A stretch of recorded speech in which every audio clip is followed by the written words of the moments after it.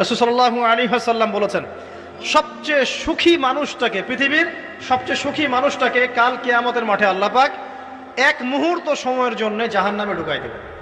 কতটুকু সময়? এক মুহূর্ত। আল্লাহ পাক জানেন কতটুকু সময়।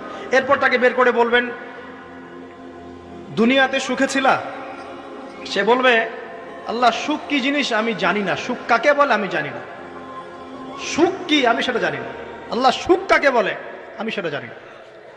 আর এই পৃথিবীর সবচাইতে নির্যাতিত, নিপীড়িত এবং দুঃখ ক্লেশে ভরা মানুষটাকে আল্লাহ পাক এই এক মুহূর্তের জন্য জান্নাতে ঢুকিয়ে দেবে, দিয়ে বের করে নিয়ে আসবে।